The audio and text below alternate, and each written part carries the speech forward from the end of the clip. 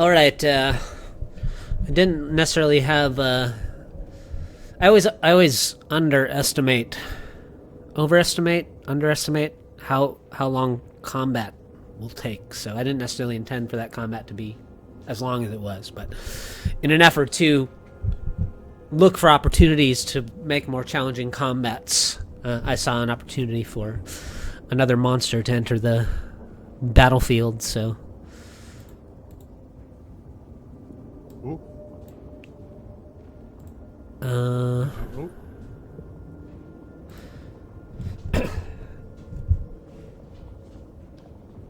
Sylvie, you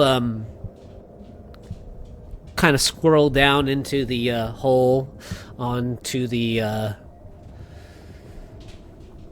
exposed belly of the. Oh no, sorry, you're going for the wasps.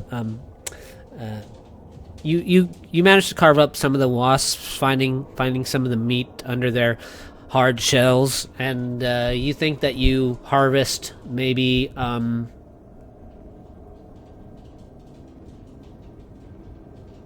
10 days worth of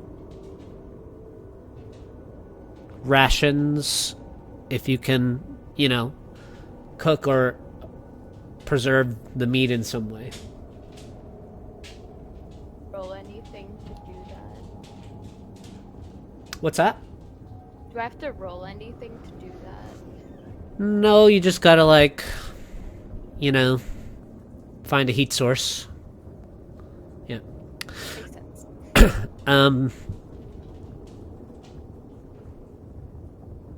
Otherwise, a few hundred yards, you can see. I'll give you guys. I'll let you guys, RP or whatever after the battle. But a few hundred yards away, you can see.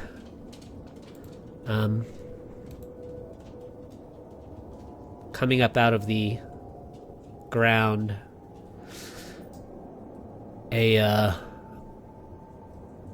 fortified compound sitting atop a low plateau that looks so much like the stone work coming up out of the ground around you currently. At the center of this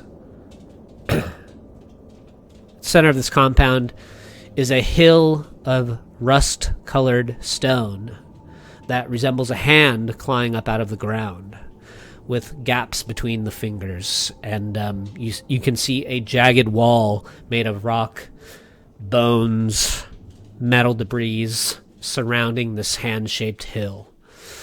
Other highlights visible from this distance include a gatehouse, atop which you can see sort of maybe a half a dozen small figures on watch. I would think even from this distance, maybe Lep, you might even be able to recognize these creatures. But you could make a perception check since you're kind of far away still. Yeah, I'll happily make a check. I think we'll load.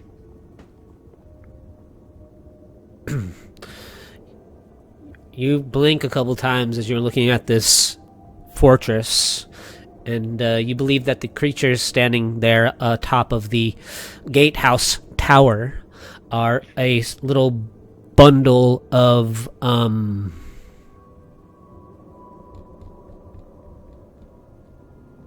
madcaps.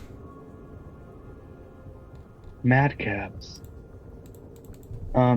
Guys, I think those are madcaps over by that house, watch house, gatehouse. Mad cat. Yeah, madcap. Don't know what that is. Oh. Can Twig make like a history check? Or sorry, what those are? red caps. Oh, sorry. red caps. Yeah. Red caps. Yeah, sorry.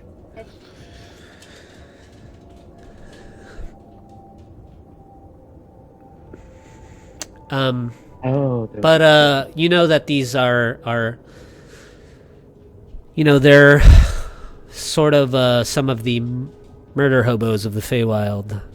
homicidal Yeah. fey creatures born of bloodlust. Yeah, these creatures are like very like born of bloodlust, and they're really bad. They're like murder hobos. If you ever read those in stories, my mother owned a few. They're not that good as pets. I'll tell you Owned that a right few. now. Oh, no. Yeah, I mean It's they're like small. You put them in pets? cages. Yeah. Oh. Are none of them good? No. Yeah, They have a little knife and those just go stabby, stabby, stabby. Smiler says, yes, don't let their size fool you. Although they're small, they have formidable strength, and they will hunt and kill without hesitation or regret. Speaking from experience, yeah, they're not good. Wonderful.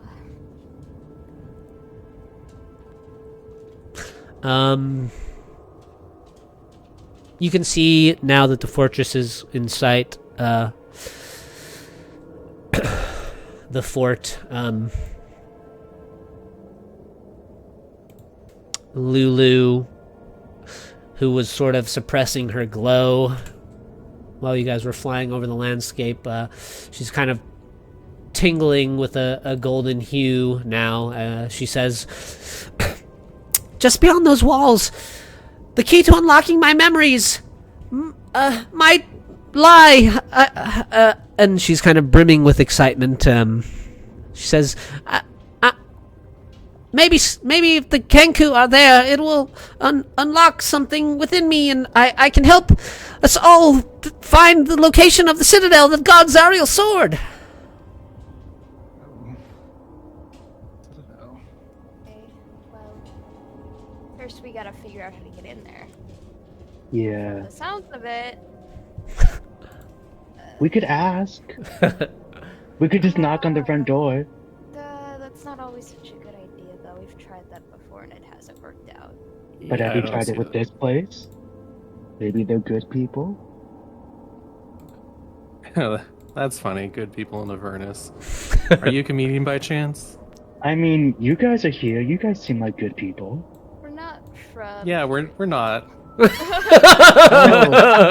you're not? No, we're not. And I'll just be Oh. blunt with you. We're not. We're from the material plane. Then how did you guys get down here? That's kind of It's a long story. Yeah. Okay. Your squirrel kind of bounds out from behind a little rock, and says, well, Lep has forgot to mention that part of our mission is learning what's really going on down here, so we have a bit of time for you to explain. That is true. Wait, Why is there a floating city? You do, yeah. Understand You him? can't understand him, yeah. He's speaking common. Yeah. Okay. Did that squirrel just talk? Your squirrel Yeah. talk? Yes. And his name is Twig. You will Twig, what's the word when you're trying to tell someone to call you a certain way? It's not a nouns. It's not pronouns. It's a formal word and you use it. It's a formal name.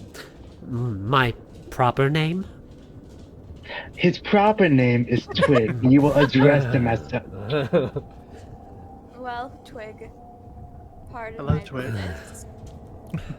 It's nice to officially meet you. Twig kind of stands to his full 6-inch height. No, sorry, he's probably more like 9 inches tall. How tall is a squirrel? Maybe 12 inches tall?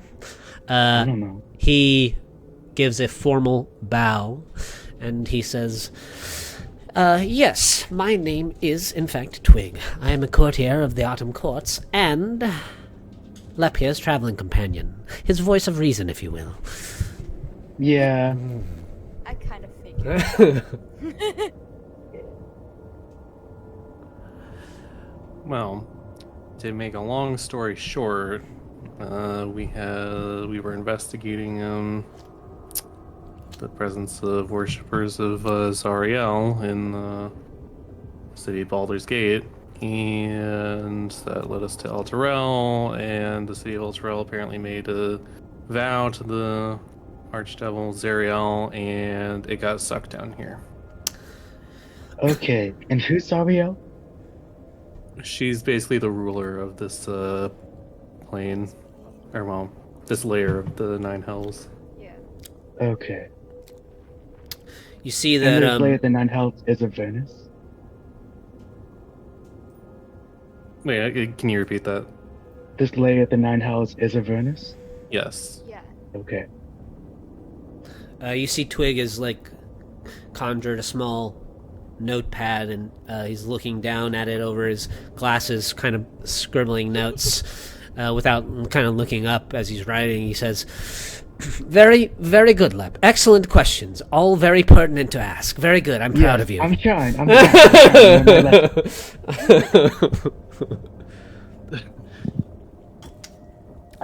The squirrel says, "Now, the question we also have is the origins of the beanstalk. We would like to know how that came to be." Yes, it is currently impaling our kitchen. The kitchen. An interplanar anomaly of this sort must have been conjured by a powerful being. So, was it brought into existence by this figure Zariel that you mentioned? No, that wouldn't match her motives or agenda. Oh, well. Could you just point out the guilty party, then? Yes. I will Kind of. step forward.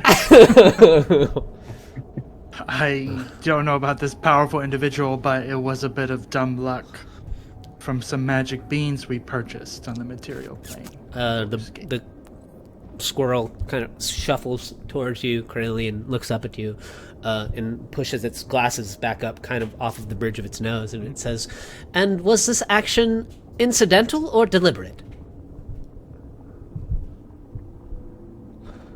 Well, I threw the bean in the attempts to thwart our pursuers as we were trying to save people, so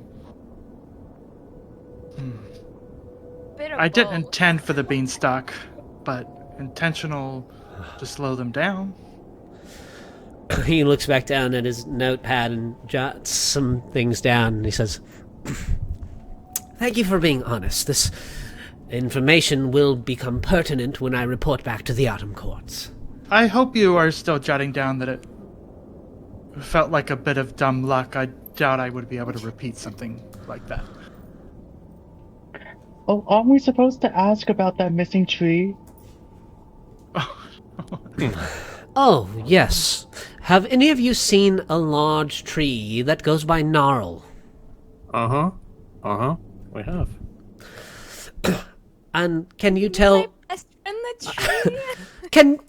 Would you be able... Thank you for reminding me, by the way, Lep. That is an excellent... Of course. Of Yes. course.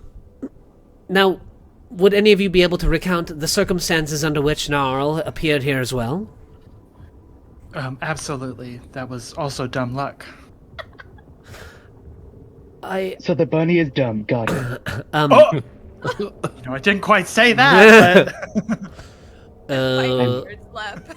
I'm sorry. I'm just speaking the truth.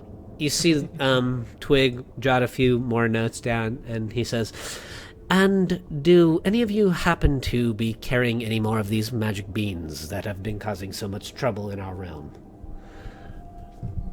I believe we only have one left in our possession. He the holds... last one I had brought the tree to us. Twig holds up his little paw, and he says, "On behalf of the Archfey and the Autumn Courts, I'm going to have to confiscate that from you, if you don't mind."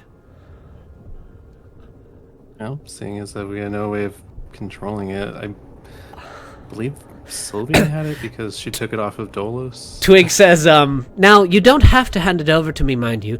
I'm just going to have to record that in my notes." Yes, he will. He takes very good notes. There you go. He closes his hand around it. You can see Smiler off to the side, kind of grinning delightfully. You see, where his... all the gnarled roots that make up Smiler's hair, there's kind of these dried out twisted roots that grow out of his head, and these long, shifting, almost dead foliage, aside from the little crown that kind of peeks up around the front part of his forehead. And you see as Twig and Lep are kind of having these interactions with you guys, and Smiler seems to be kind of standing there wide-eyed with this,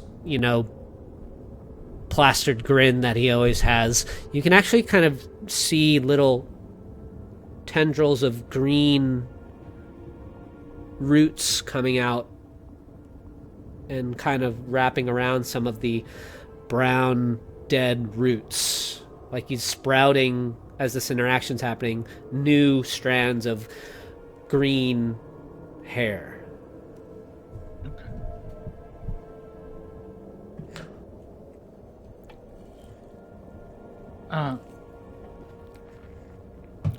I had a couple questions. Are you guys able to send Gnarl back? We obviously Twig? probably. You said? I said, are we Twig? Are we able to do that? Oh, sorry. Twig Sorry. looks up at you, Lep, and then back at the others, and Twig says, "That remains to be determined. We'll have to investigate his current state to see if he can be returned to the Feywild unharmed." Let's hope. Well, I do feel bad that unintentionally he was sent here because of these magic beans. Good. I hope You should we be. can find a way to get him back. Very nice presents to have around, though. Twig says, I want you all to understand that this information that we're collecting is simply as matter of fact. Nothing that we collect from you regarding these incidences will be used against you by us. Now, I can't say anything about the Archfey when we return to make our report, but it seems as though you're being forthcoming and honest with us, and I have marked that down in my notes. Yeah. From I don't think the odds. From where we hail, these sort of things happen on a semi-frequent basis, so none of this is entirely unusual.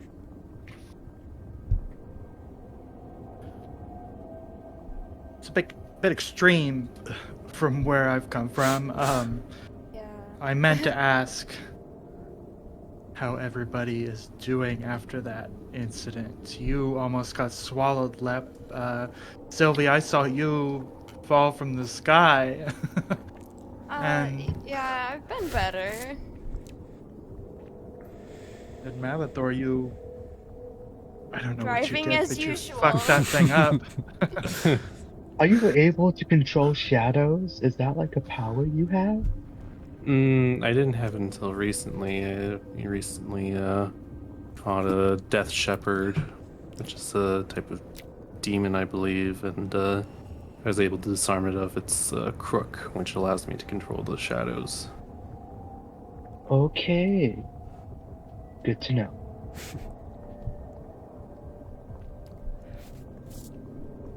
And Smiler, thank you for the call out on the scent thing. Smiler kind of shakes his head and looks over, turns to you, and his tilts his head, and he says, "Oh, certainly, of course. I wouldn't want you to, I wouldn't want any of you to perish unexpectedly. We have a lot of business to take care of before we can return home." And he kind of turns and looks kind of longingly towards the beanstalk, and then turns back to you and says, "I'm happy to be of service to you, my lord." And he kind of gives you a little bow. To who? To who does he bow to? To you. Oh, okay. It almost looks kind of formal, a little out of character from his usual movements that you've experienced from him so far, which are sort of quick and jarring. Hey, Krayley, No, thank you you're a for the lord? help. And Krayla will bow kind of too.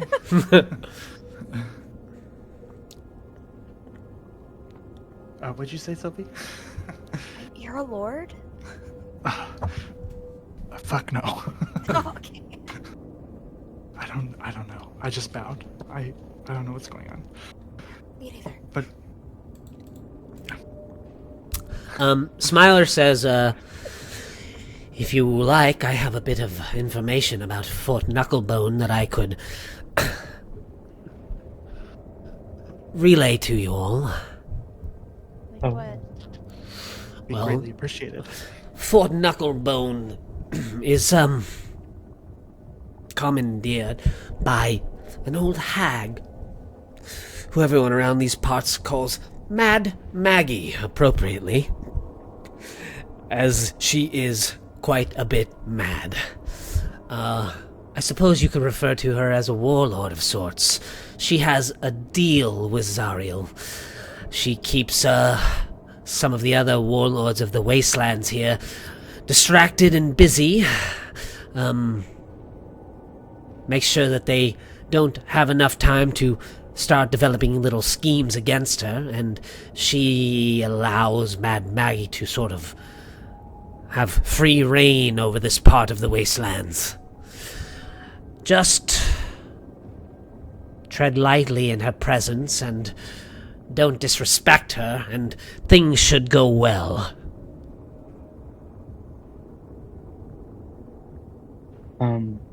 You said she's a hag? I mean,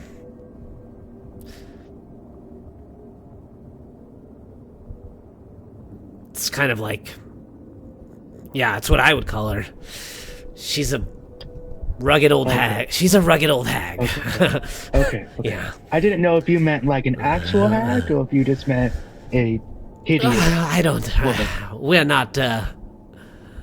We're acquaintances at best. I don't. I wouldn't presume. Okay. Acquaintances on cordial terms, I hope.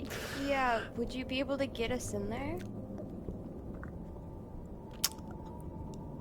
I don't think that we'll have too much trouble getting inside. No. The gate guards can be a hassle, but as long as you do what they say, they'll let you in eventually. She's keeping watch over my transportation currently, so I need to get in there and retrieve it one way or another. Okay. Okay. The way you worded that about getting in, will be getting out be fine? As long as you behave and adhere to Mad Maggie's imperceptible and ever-changing rule set, you'll be just fine. Oh, that's easy. Okay. I think we're quite the cordial bunch.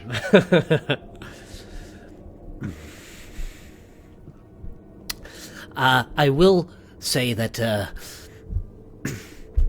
some of those minions she has running around the fort will instigate all kinds of trouble with us. You should know that Maggie doesn't really pay them much mind. You can kill a few of them and she won't take offense to it. Okay. The fuck? Okay.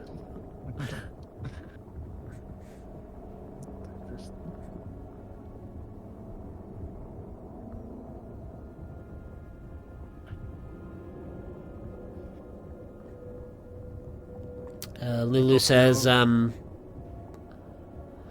are we just gonna stand around and wait for some more of those wasps to show up, or are we gonna get in there? Yeah, we should probably get him. Oh, yeah.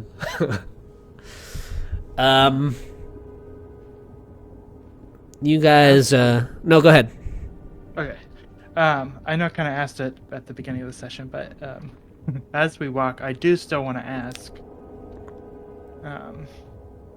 Myler, just when we're next to each other, if he could kind of pass along how he was able to produce those arrows, because down here they seem to be pretty sparse, and I'd appreciate any help or insight. Smiler says, well, you see, Kralie, you don't live as long as I have down here in Avernus without picking up a few tricks. I've got all sorts of little, things up my sleeve that come in handy in a pinch. Now, I wouldn't say that I can supply you with an infinite amount of ammunition, but you are gracious enough to supply me with a way home when I decide that it's time my business here in Avernus is finally finished. The least I can do is help you out when I can along the way.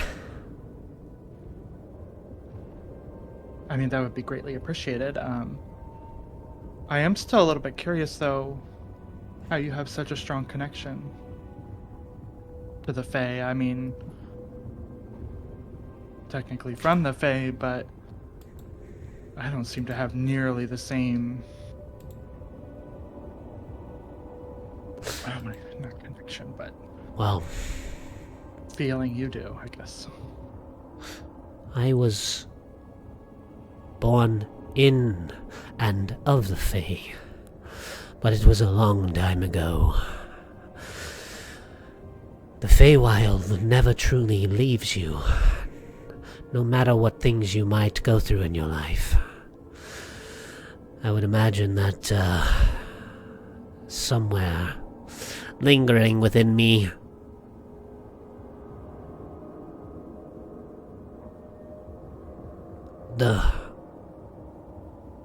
my home is waiting to blossom. And you see that he's like struggling to kind of articulate his connection to the Feywild. Seems like it starts to cause him a bit of stress. He looks down over at Twig and Lep, and he says, but I find that some of the recent circumstances I find myself in are bringing a bit of home out of me. Perhaps if we make our way to the Feywild, I can do a better job of showing you what it means to be Fey.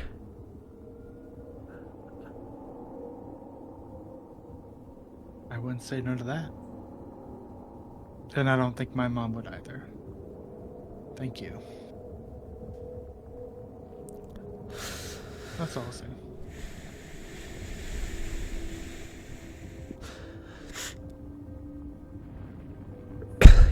He looks for a moment like he's going to ask you something, but he turns his grin towards the fort and he says, yes,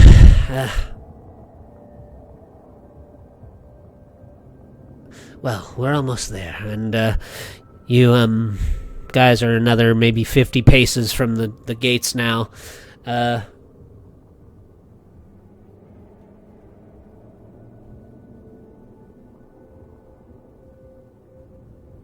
As you recognized that he was gonna say something. I'm just writing that down real quick. You can make an insight check, I suppose.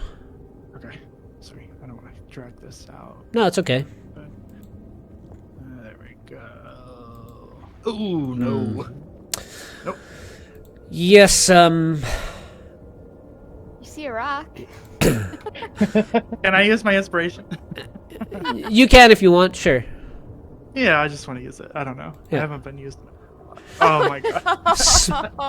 Smiler is hard to read. The inflection of his voice changes, and his expression is almost always this unnerving grin. this wide-eyed, unnerving grin.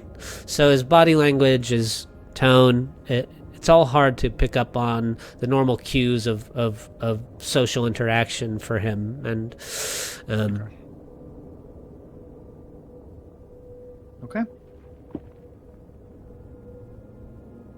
you see now closer a half a dozen of those red caps standing atop the guard tower. One of them yells down. Actually, I forgot that I actually made a map for Fort Knucklebone here. Or found one, I guess, is a better word for it. Okay. I believe that this is the gate tower over here.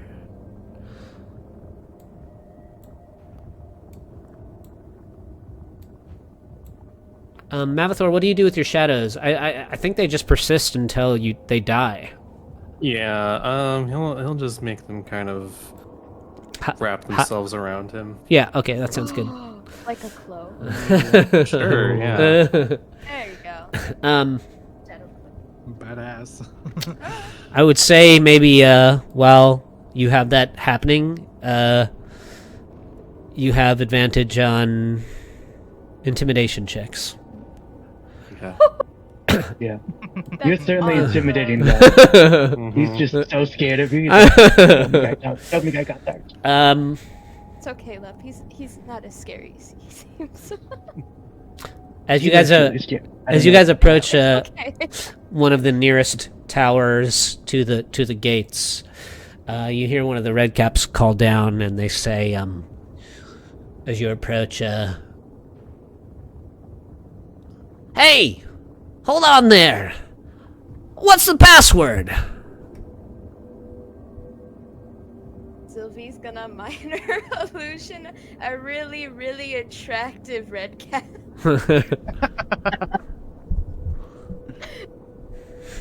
Oh god. One of the other ones says, they yell down, they say, "Don't listen to him! We don't have a password!" And, then another one says, "Yeah, we gotta put you through a series of difficult tasks to get in here." And he points down at Mavathor, and he says, "You! With the wings!" There's two of us with wings. Yeah. Hey, wait, me? The impish-looking one. Me? They say, "Do a handstand for as long as you can."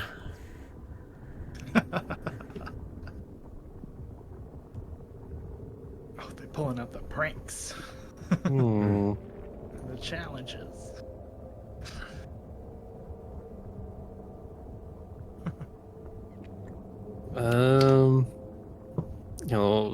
Look to Smiler, see what if he's, feeling some- Smiler's grinning at you. He just shrugs.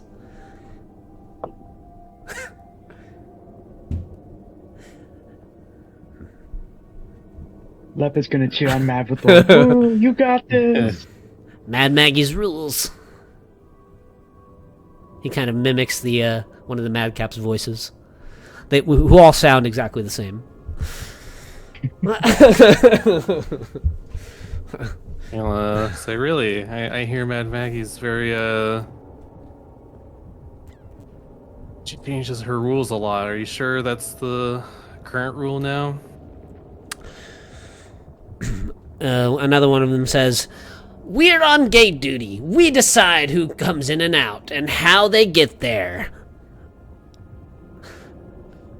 And then they point to you, Sylvie, and they say, "Is that an instrument you're carrying? While he's doing a handstand, you play a song." Song do you want to hear? I know a lot of bolos.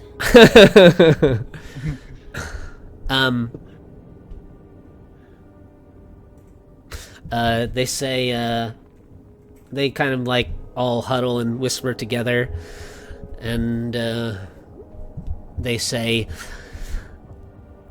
"A song of our homeland! A song from the Feywild!" I look to Lep. But I know this really good one, okay? It may not sound that good, but I know a good one. And Lep Okay. is gonna try and explain a courtly tune that he's heard. He'll try. I tried to recreate it to the best of my ability. As you begin to play this tune, and Mavathor's discerning whether he's able to swallow his pride and do a handstand for these creatures, why don't you guys make some perception checks for me as well?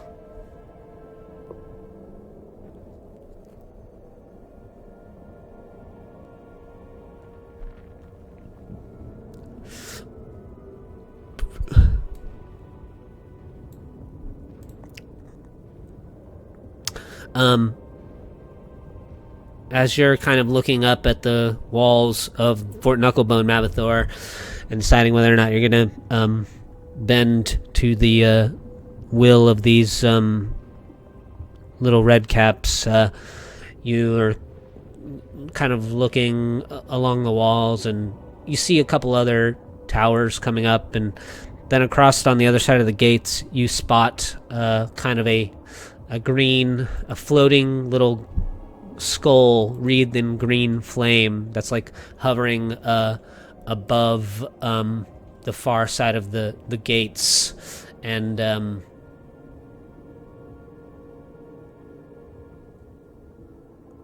you see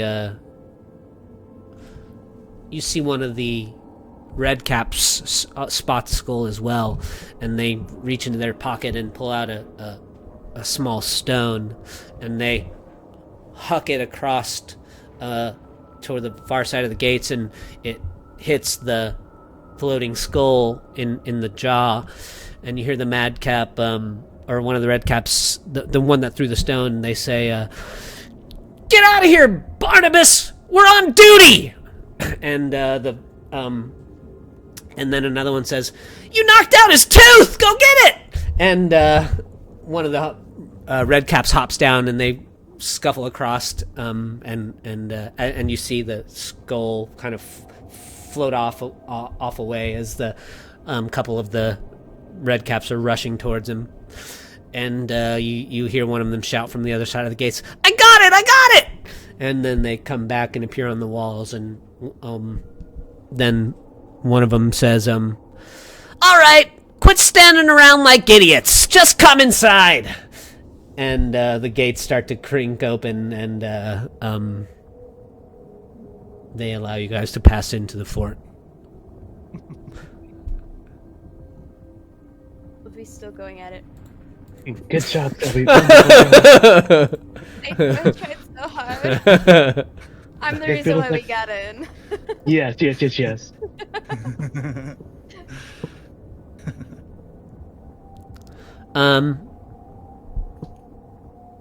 As the red caps on duty open the gates for you,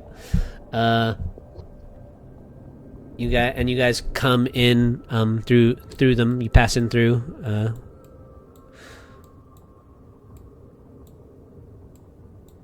You can see the interior of Fort Knucklebone now. The area enclosed by the ramparts you see here is littered with trash and mechanical parts, some put together in a way that resembles vehicles. You see ramshackle structures built from the same junk as the outer walls that provide shelter. You see these platoons of small fey creatures milling about, all looking like feral gnomes, and several of them sport tall red caps. Others, and then some of those seem to have their caps dipped in vile ichor, which you would recognize as demon ichor. You see a pair of Kenku examining one of the strange-looking vehicles, chittering to each other in high-pitched squawking sounds. You can see that they carry they carry an assortment of strange tools, and when they see you all enter, they both turn and stare at your party in wonder. You can see that they resemble the creatures that were described in Older Ravengard's visions that he had, to the T. I think Lep waves at whoever's looking, like, hi. As you wave, you see one of the Kanku, raises their wing and they wave back at you in return. They wave in your direction, and then they kind of hold their hand out. They start to kind of wave you towards them, and as you get closer up to a certain distance, then they kind of hold out their wing again, as if trying to tell you to remain where you are. So maybe right about up to there. And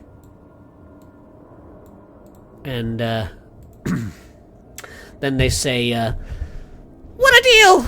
Patience is a virtue! Can't keep the boss waiting!" And everyone in here is just going to sound the same, okay? And they run off into one of the trash structures. And a few moments later, they return, leading a tall creature wearing a long, tattered shawl. They're covered in mud, blood, mold, and even worse. And the hag's eyes seem to move independently of each other as she approaches you all. Her straggly brown hair is kind of hanging down in front of her eyes. You see resting on each of her shoulders are these red-eyed ravens that seem to be scrutinizing you all. And then from behind her, emerging from the structure as well, this hulking creature built of disparate, fiendish parts also trudges out, moaning, kind of hopping along as it walks, kind of like it has a limp or something in its stride. Both the hag's eyes then kind of... Go ahead. Does Lep realize this is an actual hag? I would say so. Lep hides behind Sylvie. He's like, Sylvie, don't let it look at me. I don't like, no. What's wrong? Broaden out your shoulders. Make a good pose. Oh, she's got those wings. Yeah. Oh yeah, hide me with your wings. I hide with my wings. Then both of the hag's eyes focus keenly on your group, and then on Lulu specifically. And she says, "My goodness!" And some spittle dribbles down her chin. "Where did you find such a treasure?" And she reaches her arms out and kind of takes a few quick steps towards Lulu. She's her own person. And I'll step in the way, kind of too, to be like, "You mean our companion?"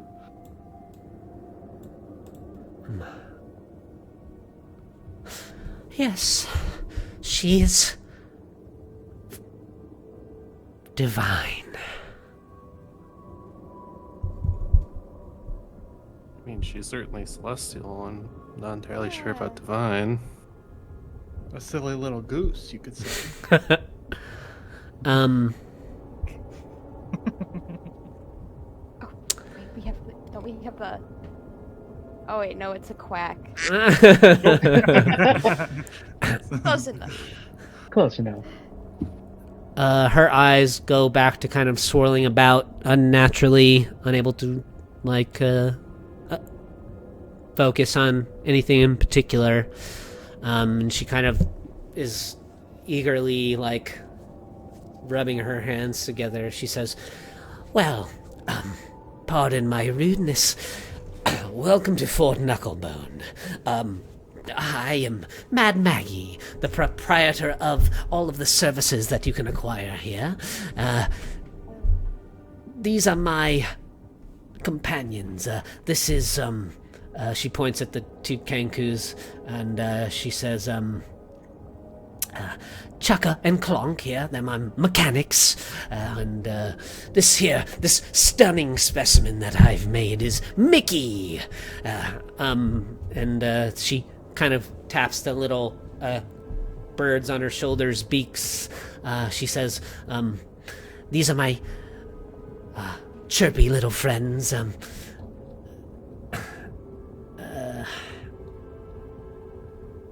Whose names are...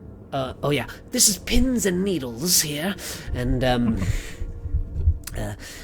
she says, welcome, and as she kind of gives a formal bow, like she puts one hand over her abdomen and her other kind of extends out as she bows low, her eyes kind of then focus in and on to Lulu. She says, tell me, what's brought you here to my humble fortress?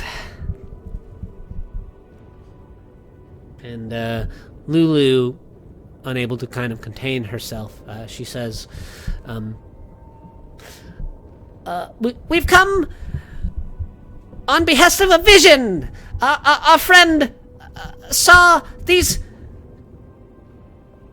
fellows here, and I believe they're the key to helping us with a very important mission that we're on. And then she kind of like puts her little hands over her mouth, and she says, and looks at the rest. She says, sorry, I'm just excited. It's okay, Lulu. Okay. Mad Maggie says, a vision, you say? I happen to be an expert in visions. Tell me, little creature, what do you wish to gain from these visions that you've had, that your friends had? Lulu says, well, you see, I have a hard time remembering things, and I need my memories back. I need to remember. And Maggie says, lost memories are such a terrible thing to live with, little dear. I can help you unlock your lost memories. It would be... As she says that, Lep sort of like jumps out of Sylvie's wings, just like, no, we don't need any deals. Her You head, okay? her head kind of cranks and turns towards you slowly, Lep, and says, it would be my honor and pleasure. And don't interrupt me again. Ooh. And then she kind of cranes back and like puts her hands on her hips and stands at like her full height. She's quite tall, and she says, "Wait, no, it can't be." And she takes a few steps towards you. She gets kind of like right in your space. She says, "Oh, this is just my lucky day." And she like leans in and gives you a big sniff. And she says, "You're one of Yaga's children, aren't you?" Yeah. Oh. How is your mother, dear? It's been so long since we've met for tea. Yeah, it's been about 80 years since I've seen her, so... Good, I'm sure. You know, making deals with mortals and all that fun stuff. Well, I'm sorry I didn't recognize you, little prince. It's all good. If you feel the need to interrupt me, go on ahead. Okay. What is it that's brought you here to Avernus, child?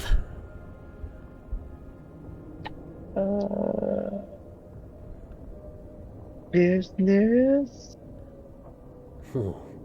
Following in your mother's footsteps, are we?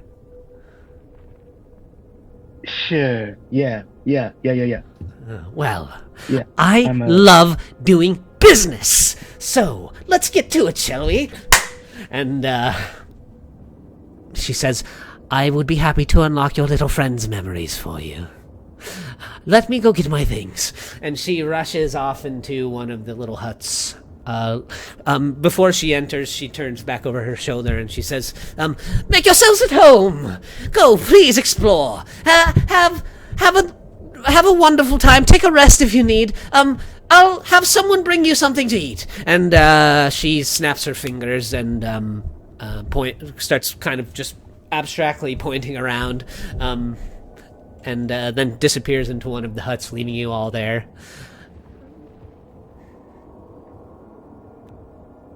What just happened? He sort of has his head down, like, not really speaking. How's Smiler reacting?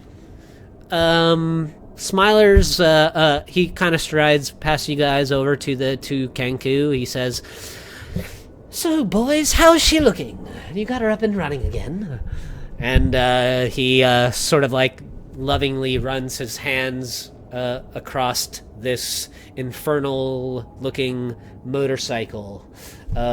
It's kind of, got, like, this demonic paint job, and, on one side, like, the, sort of gas tank, for lack of a better word. It's got, like, one side's got like a tree that's like burst into flames painted on one side, and the other side has some artwork of like these three distinct looking creatures, all with like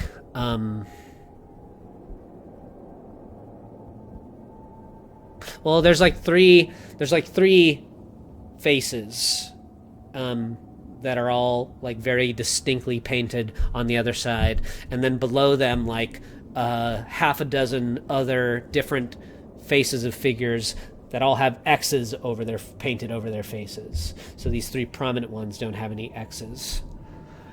Do we recognize any of them? Or I don't know if Krayley would, but I don't know that you would recognize any of them. okay.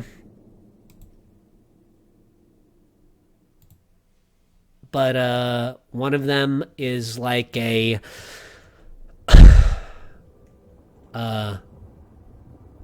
one of the heads is like a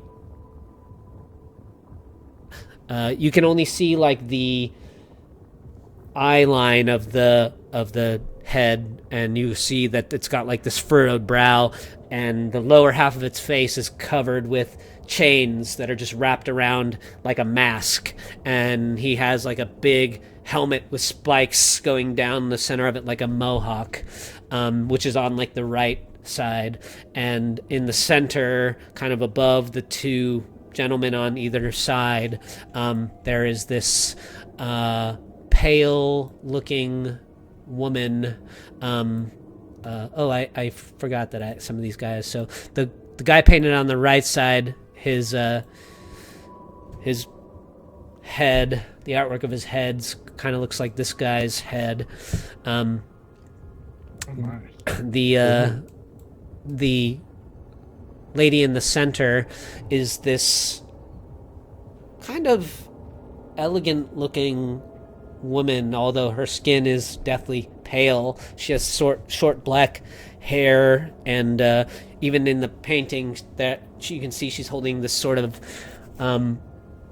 green clawed little like umbrella with a handle of bone behind her. You can see her, and the other person on the left side of her is this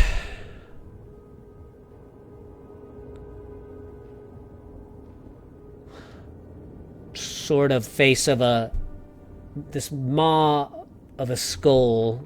There's like no flesh, just this bony jawline, and there's like gray fumes spilling out of his mouth, and he's wearing a helmet that covers the whole top half of his face, so it doesn't seem like he has any eyes, and there's no there's two big horns curling out of his head, and then behind him there's just more kind of smoke filling out around the backside of his head, kind of like this guy, but just with a helm and a bit of a different feature to his face.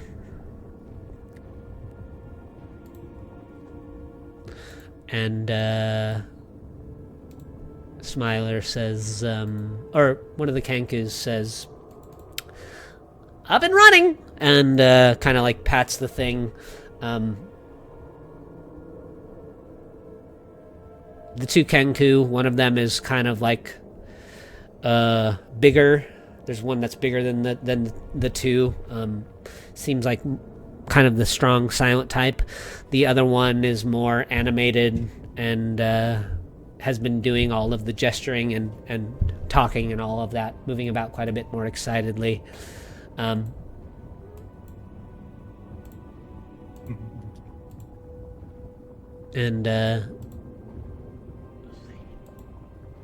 he's like counting on his feathers, kind of looking about. Says, "That'll be 2 soul coins, 2 soul coins." And you see Smiler kind of roll his eyes, and he reaches into one of his pockets, and he's feeling around and patting his chest, and he snaps his hands out, and kind of like on either side of the Kenku's head, and makes 2 little soul coins appear between his fingers, and he drops them into the Kenku's hand, and he says,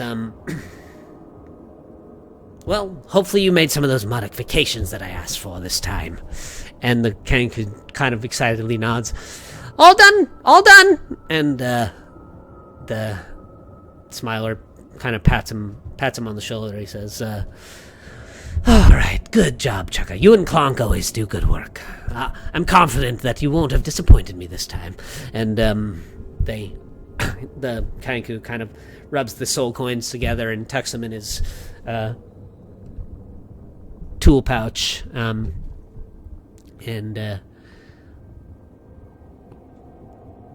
Smiler kind of is now like inspecting his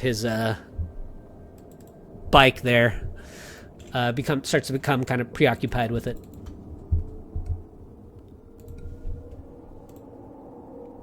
Sylvie know, like, the fairy tales surrounding Baba Yaga from, like, her childhood?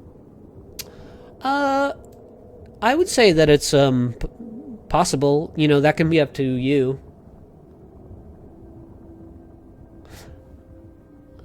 So, yeah, your mother might have told you stories of hags and Baba Yaga being one of the most renowned.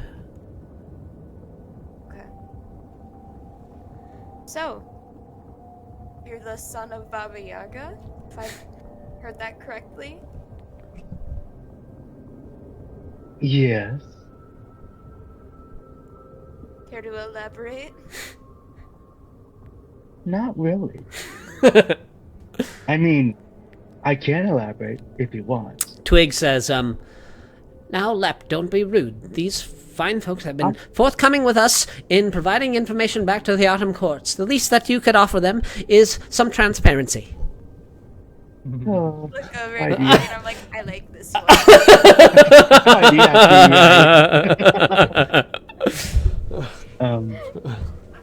But yes, my mother, the mother of all witches, is Baba Yaga. I don't have the best relationship with her. I can As I told- understand that one. Yeah. This staff actually kind of belonged to her, but, you know, it's mine now. Yeah. Yeah. I know Smiler met her once, but well, that was years ago. Oop.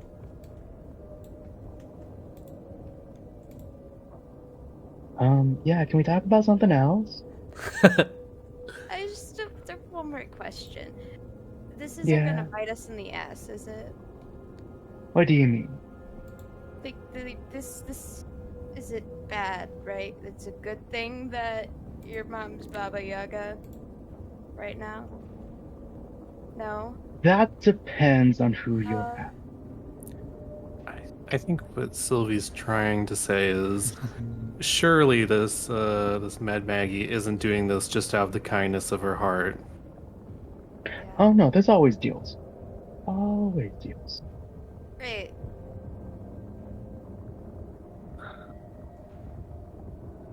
Because yeah, as it turns out, there's no nice people in Avernus. Once again, we have you guys, so well, We're not so nice people, we though. oh, you have me. I'm a nice person. I think we have good Questionable. intentions. Yeah.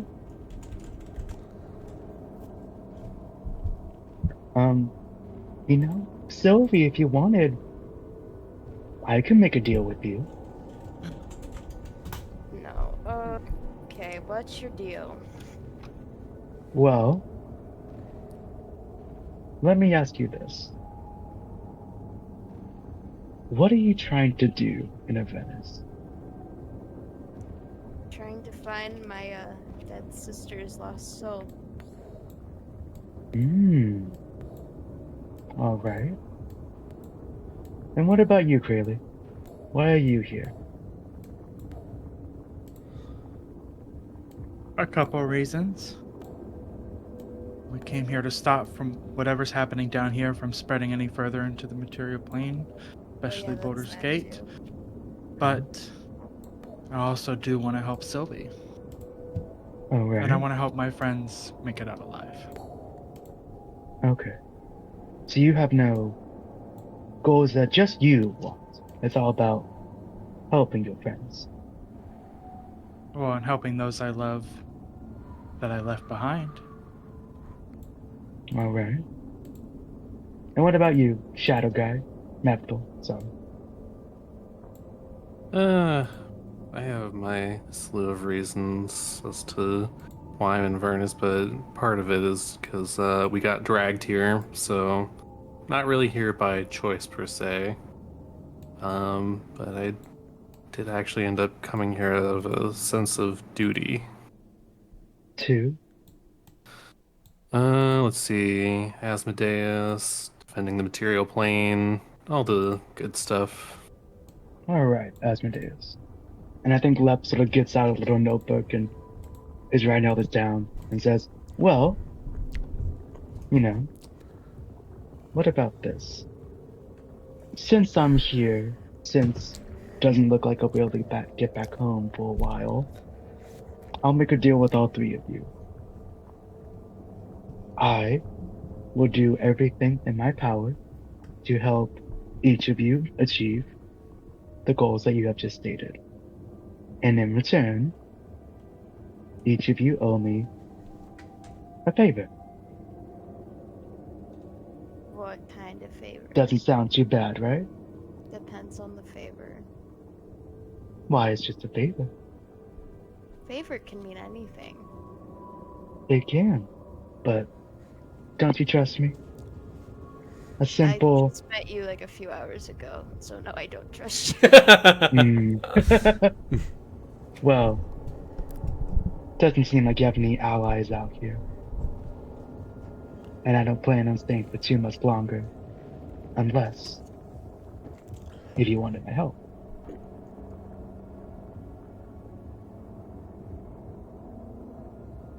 I want your help. I think we need any help we can get. Alright, sign But- right here. In One terms of condition. dealing, Do you have the same idea as me? well, I was gonna say, when I jumped into that creature's mouth, it was not in the hopes of receiving a favor in return. Oh, all right. So all if you right. want to deal in deals, There'll be restrictions. These favors will in no way cause harm to you or to the people you care about. That's unfair. And he's holding out a pen and a piece of paper that has a signature option on it. this is the same. So okay, I'm trying to recall through Kaylee's memory and my own fucking memory. So Dolos, so Krayley, does Krayley fully know that like Dolos ended up killing Captain Lightheart mainly because of the promise he made to Asmodeus for the promise of power? Does Krayley fully know that?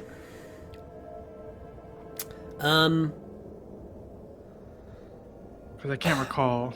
Off the top of my head, I couldn't say for certain whether or not Dolos himself fully divulged that. I don't know if Xander has a recollection. I think he did. I think you'd be able to figure it out that he did.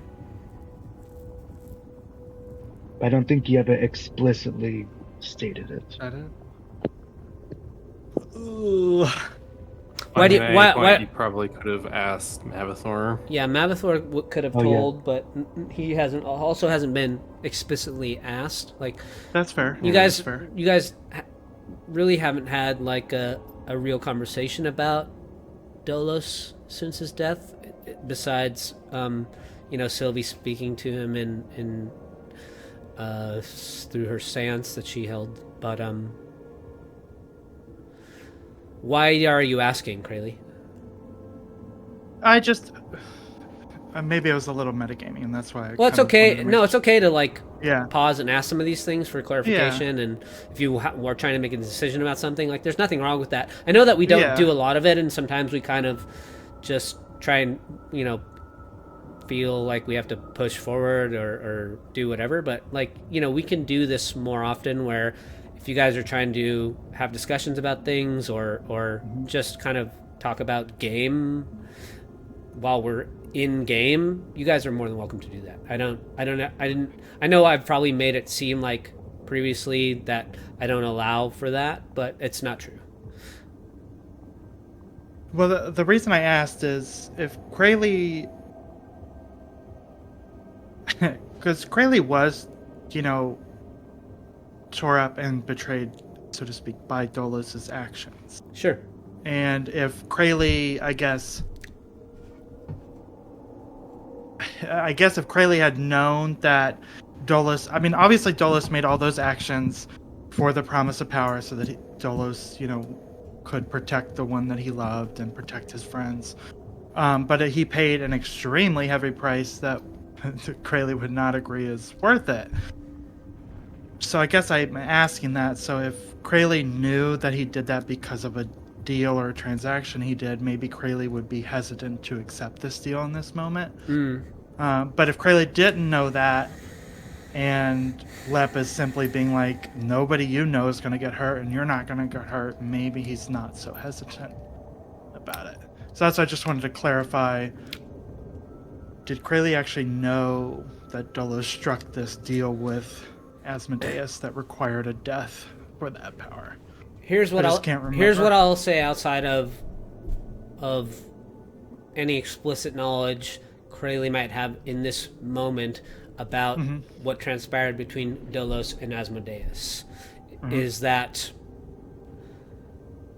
this thought process and the experiences that you've had so far in Avernus might lead you to wonder why Lep is even asking you to make a deal like this in the first place.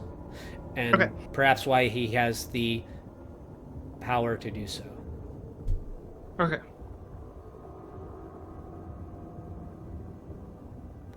I don't know if that's helpful, but... Yeah, no. Because Krayley, Yeah. This is also out of game. Cradley jumped into that creature's mouth to save Lep, Mhm. not in the hopes that Lep would pay him back. He did it because Here's wanted to help. okay, here's another thing I'll say, and Yeah. you don't even have to make an insight check or anything for this. Something that you notice that Lep now that seems to be emerging from Lep that he seems to have in common with Smiler is this strange Feywild nature. And so maybe that's an insight of maybe this is something that's also a part of the Feywild in some way, because Smiler has gone kind of through the same thing with you guys. He's like, I will help you if you help me with some of the things that I have to do. Mm-hmm. And so maybe it's just a part of their nature being from the Feywild. Okay. And you could ask Lep in character specifically about that if you wanted to. Yeah. Okay. So, just kind of going off of the idea of, Yes, Bunny. I am so thankful you are here to help us, and I'm so thankful Smiler's here, and I'm just so thankful everybody's here to help us, and I don't want anybody to get hurt, and I'll be honest, that's why I kind of jumped riskily, I don't even know if that's a word, Lep, but riskily into that creature's mouth to try and get you out. I know maybe my species is technically from the Fae, but I personally am not. I guess I want a little more clarification. Smiler's been helping us kind of this whole venture so far, but I've kind of noticed, for That lack he wants of something in return. Well, you kind of hit the nail on the head. Kind of what I was going to get at. So, I want to help you, and I want you to help us. I just want to ask you plainly, Lep, what is the point of the deal if I'm willing to risk my life, my life for you to help save you with no deal in mind? I guess I don't understand why a deal has to be made in this situation. Before you answer, Xander, I didn't want to interrupt you while you were moving through that thought process, Crayley. When Lep says yes, Bunny, to you, there's something about that brief, seemingly innocuous response that kind of strikes a chord in you somewhere, and it's oddly familiar to how Dolos always responded to you. I didn't even think about that. And now you're taking a real look at Lep, and through the course of your relationship with Dolos, he transformed several times, and it was the nature of Dolos, I suppose, through and through. He was a changeling. He made decisions that would often, change based on the circumstance and how it might benefit him. But once he went and was kind of healed by Elandor and became that more sort of conventionally handsome fellow, in that form of Dolos, he bears a striking resemblance to Lep here. And it's not like a twin, it's not like an identical twin, but the jawline, the way he said, hey, Bunny, some of his mannerisms now are, just in that moment, they oddly remind you of Dolos in a way that is too familiar. Sylvie noticed this too. I would say that yeah, in that moment you might recognize it as well. Sure. Lep, do you have, like, any siblings? Siblings? Yeah. Not that I can remember. Hmm. It was just me and my mom. Cousins? Just out of character. Oh, I have many cousins. Just out of character, it's not necessarily relevant, and I know we haven't I have talked a about lot it of too cousins. much, Xander. But does Twig interject when you tell lies?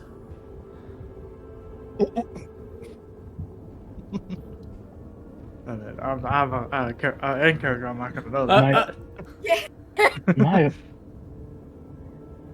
I am so sorry. Can you repeat what you just said? My whole thing has been like freezing. Oh no, that's okay. I'm just asking, because we haven't really talked about it that much. I know you gave me a bit of a persona that you want Twig to have, but in circumstances like this, does Twig interject when you tell lies? Yeah, he totally would.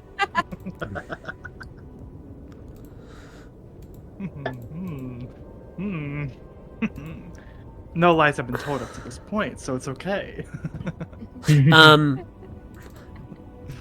Twig says, as he's kind of like jotting, he's just like taking notes. He writes a lot of stuff down. He doesn't even really look up, and he says it almost like very casually. He says, Lep, you know that's untruthful. Baba Yaga has many children.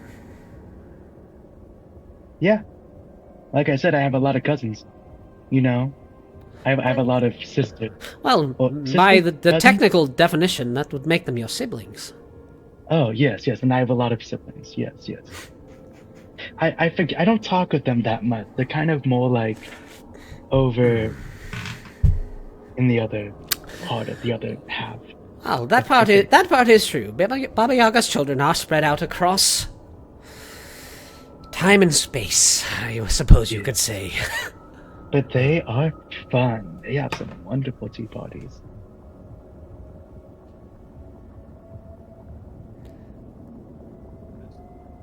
So I guess to answer your question, yes, I do have siblings.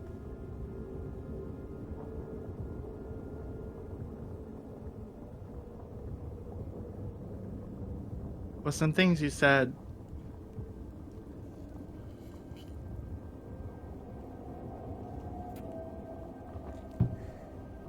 reminded us. Go ahead. Oh no, go ahead. After you. No, after you.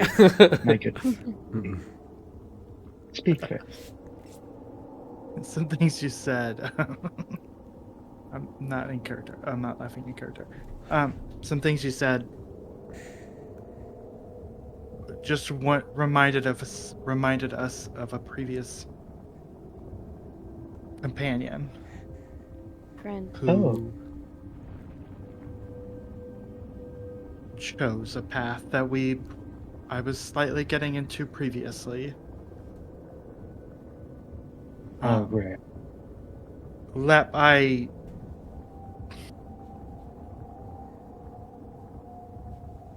am not going to take your deal. But Lep, I would hope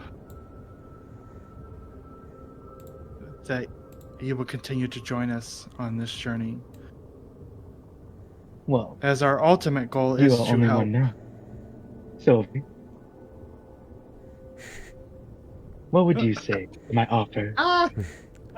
I will just make a small comment that Yeah. your Dolos is showing right now, Lep. You've kind of fallen out of the persona that you were telling me about of, you've gone into like mysterious. I mean, you know what you said about like the lawful evil stuff? I'm not saying it's gonna happen, but oh sure, It's creating a just bit of a pathway. yeah. Well, I was just saying. I was just saying it's I know like a lot of information's coming out right now, and so maybe this is just an aspect of. I'm also still getting to know your character too, right? But Yeah. I think they probably feel like they're role playing with Dolos at the moment. Hmm.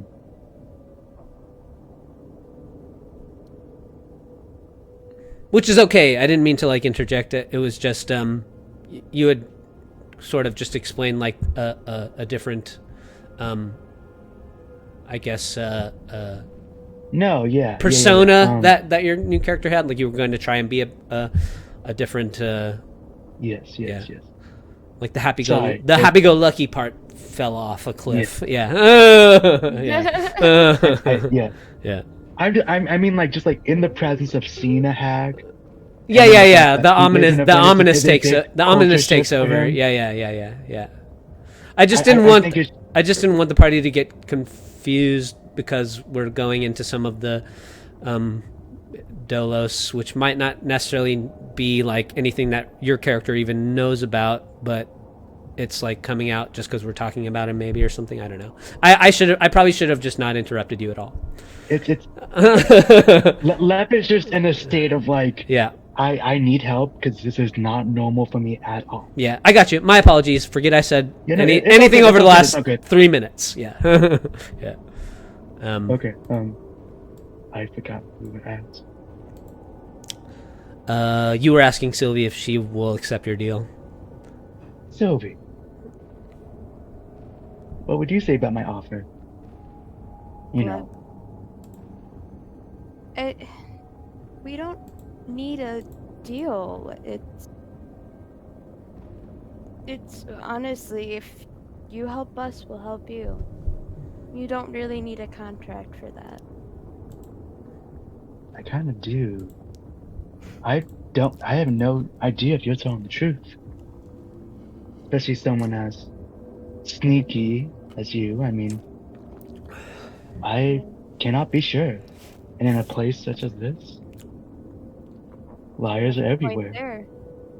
And you're presenting us a paper with needing a signature, correct? Yeah. Okay.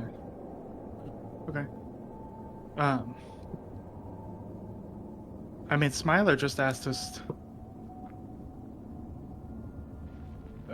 for lack of a better term, for a favor in return, but there was no paper or signatures being exchanged. Oh, does the contract thing make you uncomfortable? This can all be vocal. If that would rather suffice. You can agree to a deal and not know it is a fake deal. Twig says, you'll have to forgive Lep here. He's new to the Autumn Courts, and he's still trying to get used to the formalities of being in service to the Archfey. These are just practices of formality, and Lep, I'm proud of you for putting them into place. Oh, thank you, Twig. Well, That means- Twig, it's a little new to me. How binding are these deals? Well, we are acting under the purview of the Archfey of the Autumn Courts. We are here with mission orders to retrieve information and bring it back to the Feywild. To a certain extent, we have power granted to us by the Archfey that might fall under the umbrella of making deals if we need to. I think that Lep here is just trying to test out some of his new responsibilities. And, contracts signed under the influence of the Archfey while we're working at their discretion could be held accountable if you agree to them. I think the best thing to do to ensure yourself against any mishaps is to make sure that whatever's written on that paper there that Lep is presenting to you is clearly stated. Yes. And if it would calm your nerves, I am a child of one of the most powerful hags. That does My not blood- My blood binds me to fulfilling my end. There is no way I would be getting out of this. give me that contract. And I like read it up close, like word for word. What does it say, Lep? It says exactly what he said. I, Sylvie, no last name, will accept Lep last name's help in fulfilling my goal of saving my, oh, was it finding my sister? Just so. Of finding my sister's lost soul in Avernus. In return, I owe him a favor which will not result in harm to me or the ones that I love.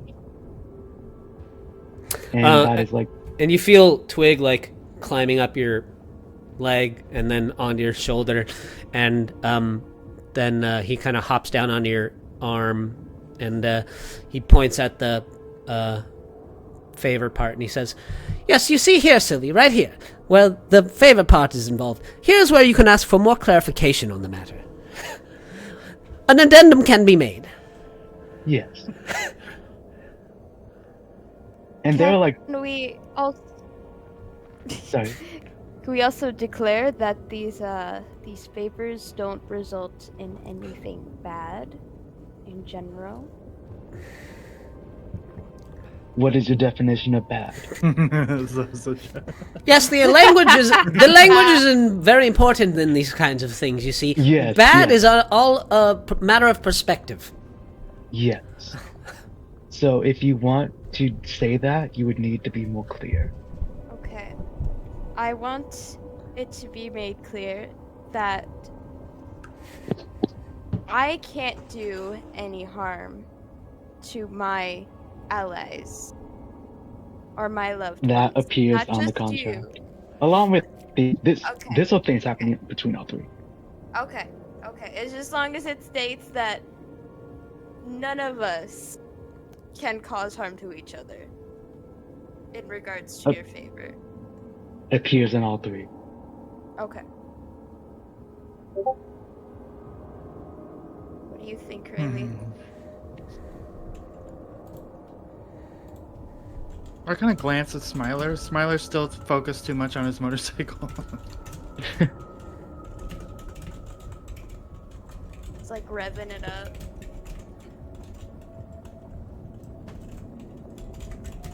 he's still like on the stats.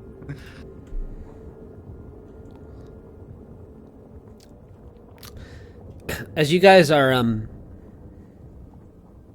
still discussing this, Mad Maggie comes out, and she still doesn't really pay you guys too much mind. She says, just kind of briefly, "Are you all feeling at home? Is there anything you need?" I think we're good, thank you. Oh, okay. Well, I'll just finish up these preparations and we can begin. And you see her begin to kind of draw a fiendish-looking circle on the ground, and she's just kind of taking her time, doing it slowly.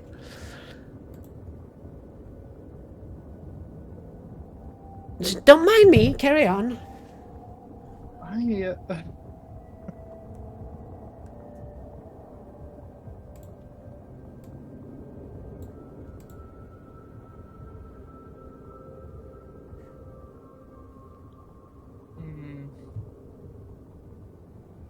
A penny for your thoughts, Bunny. I'll be honest, Lep. There's a lot going on right now, and I am not quite ready to make this official deal. Okay.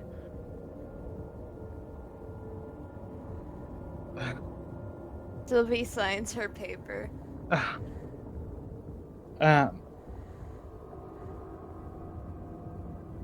Oh shit. As you sign, Sylvie, you see Mad Maggie's finished her circle. It begins to sort of faintly glow this deep purple color, and then she goes in and out from another one of the shelters, and she begins to come out with these comfortable looking black velvet cushions that she's like gently kind of arranging inside of the circle. Carry on, I'm almost finished here. I have the contract back. Thank you, Sylvie. I appreciate it. What about you, Mavithor? You've been very quiet during this discussion. Just thinking. But,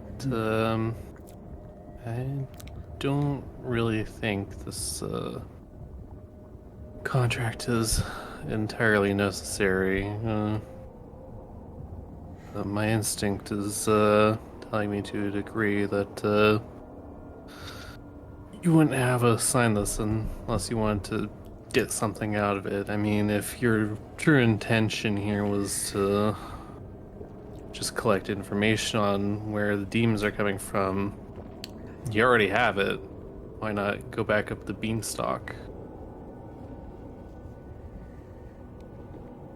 Well, as I said, looks like all of you need help. And if I am going to stay out here, I will need help as well. Not to mention having to get back up. As you see, I can't really fly. So, if it makes you more comfortable, we can add another addendum to yours. That whatever this favor would be okay with Asmodeus. I do not want you breaking your oath to him after all. Yes, that would be important, but I believe you would need to talk to him directly. I'm not the one to go to for this. He is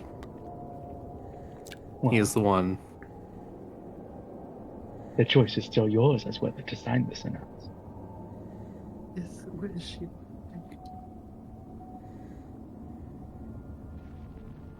Well, he'll just take the contract in his hand and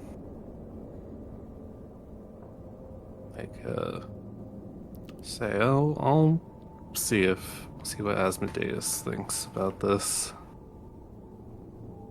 Assuming he wants to talk to me again, but if something like this was important, I'm sure he would.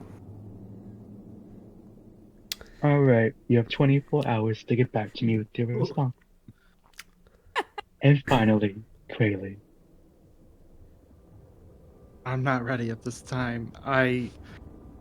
Krayley wants to clarify.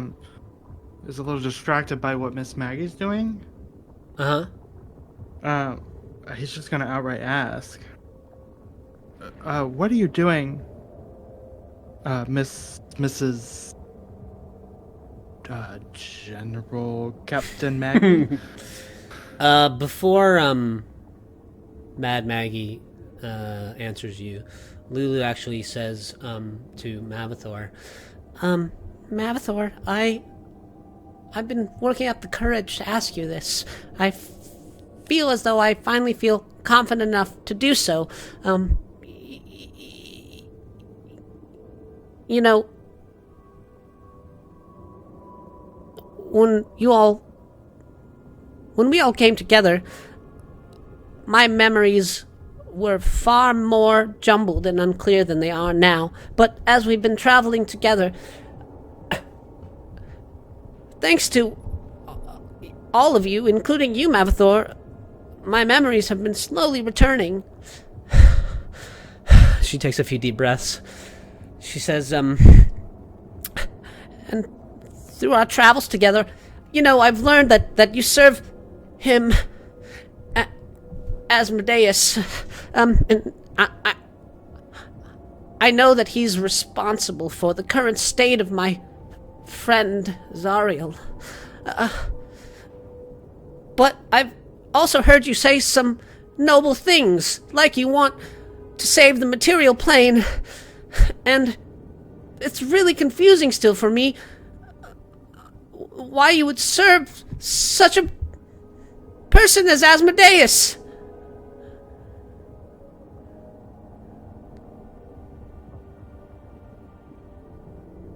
I mean, you could ask anyone why they would serve any form of deity. I mean, look at the Drow. They serve a completely insane goddess.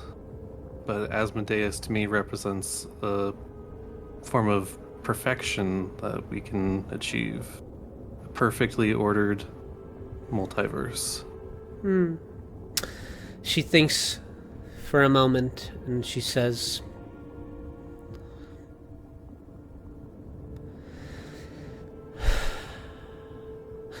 I know in my bones that I once believed there was such a thing as a perfect universe. And Zariel, I know that she used to be herself a perfect angel. And your definition of perfection and orderly,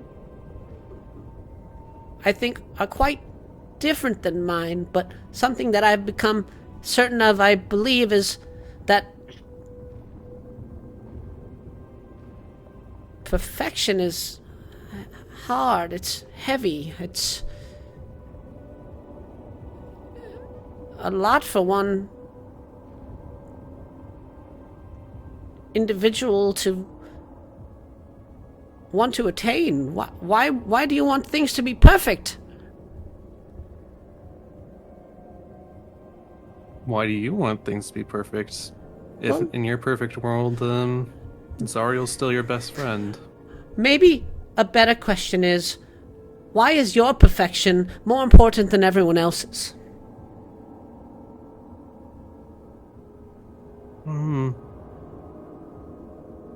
I mean, clearly my actions have displayed that I don't think that way. If that were true, I wouldn't have helped the party.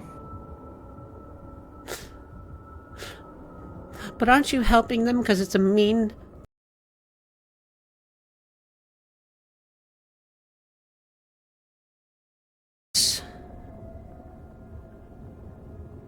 In a manner of speaking, yes, but the ultimate goal here would be a sovereign material plane, correct? Free of interference.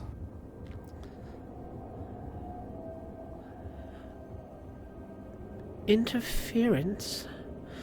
Interference? Look at what Asmodeus has done! He's turned my companion into this creature that would trick thousands of mortal souls into servitude so she could fight a war for your perfection. Yes, but one of the main tenets of Asmodeus is no matter what, people still need free will. And guess what? Zariel made her own choice. She made that choice. That's true. And maybe it's her own choices that changed her. But it is your God who granted her the power to do so. And I don't know if I want to live in your perfect world. I appreciate that you've helped me get this far, and I hope you continue to do so. But I also hope that when we find Zariel's sword, that we're able to bring her closer back to who she once was. And maybe then you'll see that your version of protection is wrong. Perfection? Protection? Either way! And, she says, I didn't mean to be rude, because you have helped us, and I can only speak to you in this manner because of you. But with my memories comes my principles. And I just had to state them. As is your God-given right. And Mad Maggie kind of walks over and she says, she's got her hands clasped together and she's like grinning widely, and she says, that was beautiful and brave, my little wonder. Please come, rest on my cushions. I've arranged them for your comfort. We can let the ritual begin. I'm prepared. Oh, sorry, you asked me a question. You see, something has happened to our little friend here, and she's been feeling lost. As she says herself, her memories are gone. I happen to have the means to restore or unlock them.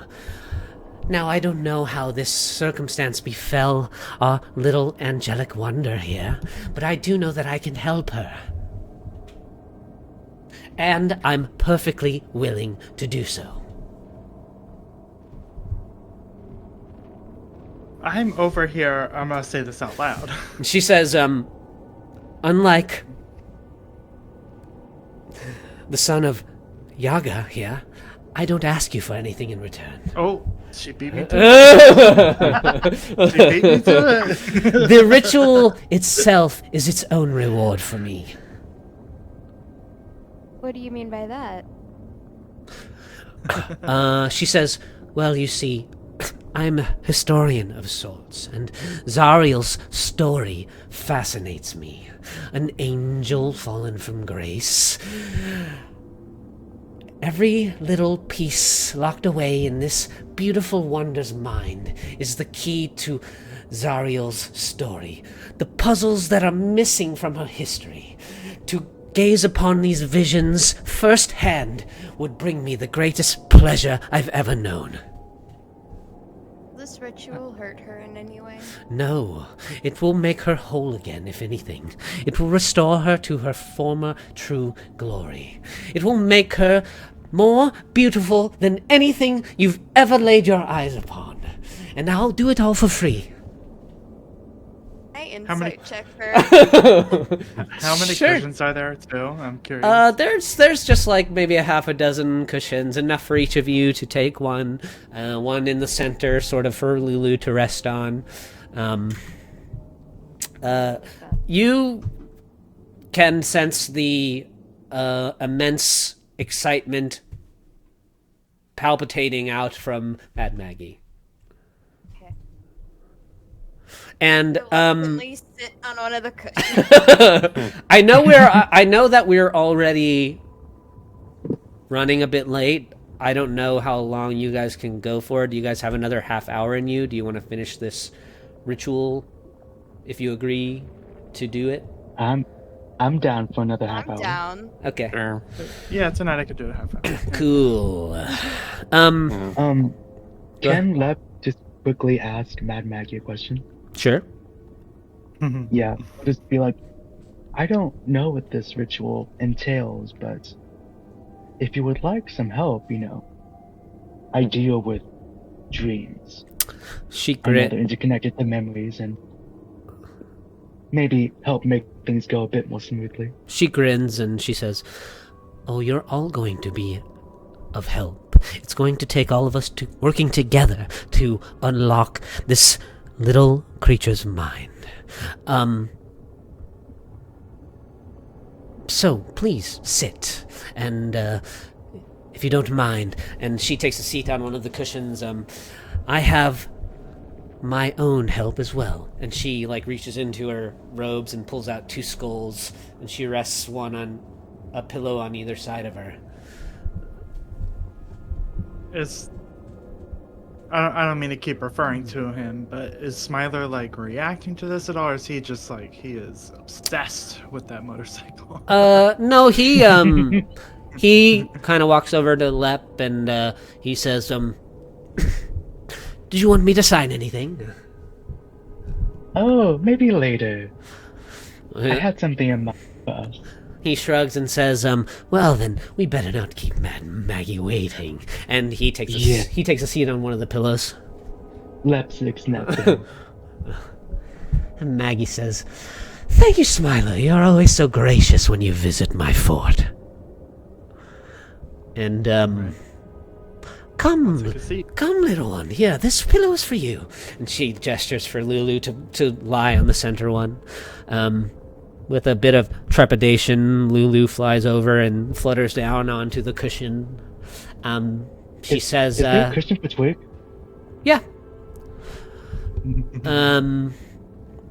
I would like to sit next to Twig.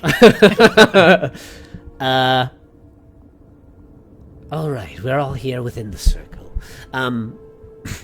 Now, I won't go into too much detail, but what I can tell you is that we are going to enter Lulu's dreams, and she nods to you, Lep. I know that you're familiar with some of this process, perhaps, Lep. Maybe a bit of it will seem familiar to you. I'm going to interlock us together. We are going to form a telepathic bond. I need you all to take a few deep breaths and find a resting state if you can. And I need you all to close your eyes and keep them closed. And if you have one available, you could blindfold yourselves.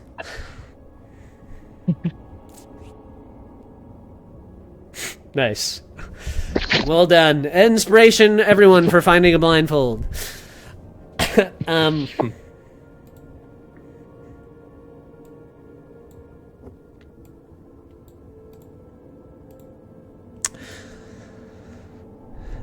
See shit in this. Neither can I. Can't even open my eyes. So,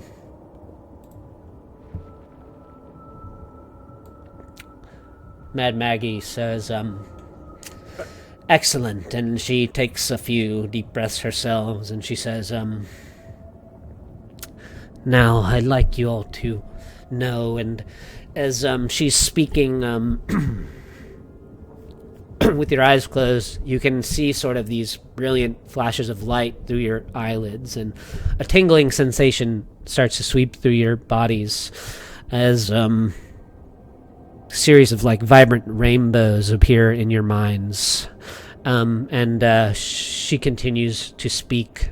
Everything around you kind of begins to fade away, and you can feel the telepathic bond forming between each of you. You can kind of feel yourselves in the presence of each other's minds.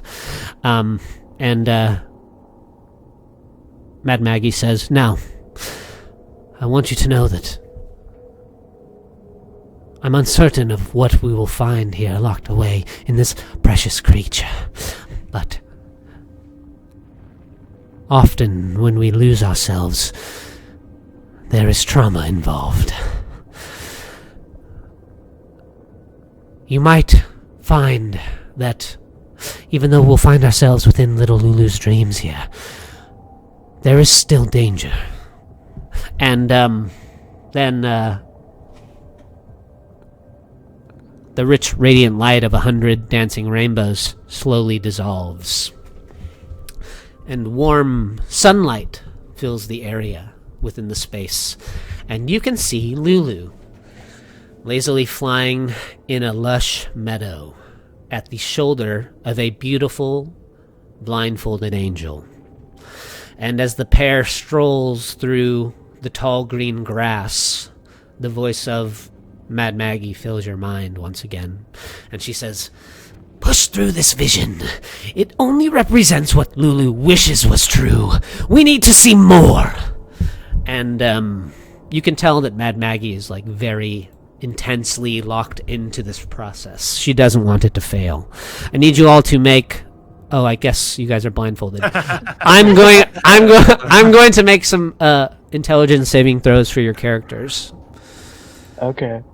Um, I'm trusting you. I'm going to just use a handful of dice here. I'll be transparent about this process as well. The check is not low, or the check is not high. These are going to be DC 10 intelligence saving throws. All right. I don't know if my aura still applies, but plus 10. Not plus 10, plus 4. For something bad to happen, all of you have to fail to move through some of these dream sequences. So, Ready for a failure. Yeah. Everyone rolls net ones.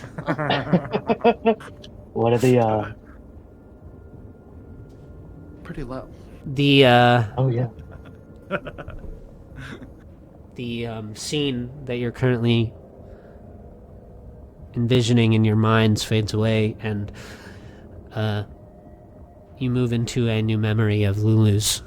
A flame encircled battlefield appears on a barren hellscape that you all can recognize as Avernus, and at the center of the circle, you see yourself standing in defense. You see, in the center of the circle, you see Lulu and the angel lie unconscious and prone, horribly injured. And you see yourselves standing in defense of Lulu and the angel, facing outward as 6 small, spine-covered devils creep in closer to you all in this protective circle. And in the distance, a formation of battered and retreating human warriors disappear through a portal. And you hear Mad Maggie her hissing voice. "The devils! You must defeat those devils!" And you find yourselves now at the defense of Zario and Lulu, unconscious form, as these spine devils converge on you.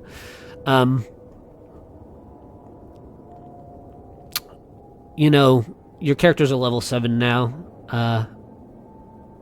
and you quickly sort of dispatch of half of these spined creatures moving in towards Zario and Lulu's unconscious forms. And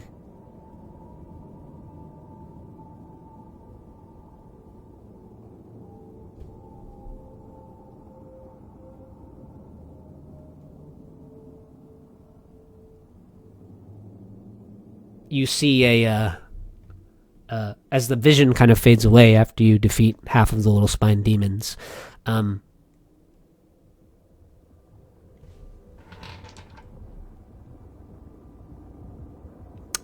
you see that the vision, the dreamscape changes, and the landscape becomes filled with thick black smoke, and you all can pick up the scent of death and decay that's sort of encompassing everything around you.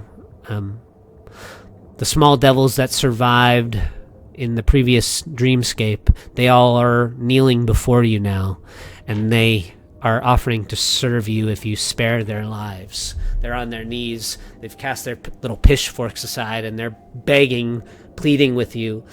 "Please, we'll serve you faithfully. Don't kill us." And they're imploring for their lives, the 4 of you.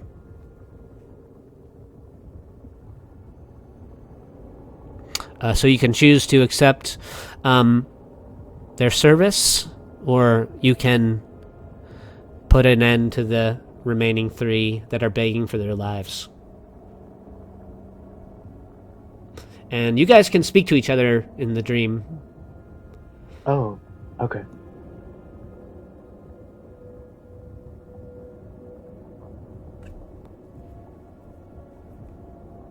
Sylvie looks over to Crayley. What do you think we should do? I think we should let them go. Okay. Oh, okay.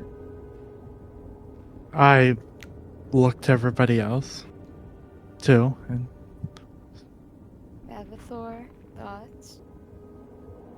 I don't know this. I don't know what this is trying to be conducive of for a memory of Lulu. I don't know. Can we let them go?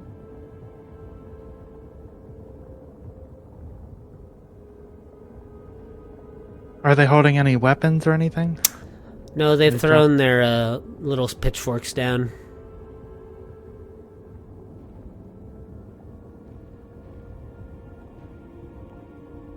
I'm okay with letting them go. Sure. Yeah, let's let him go.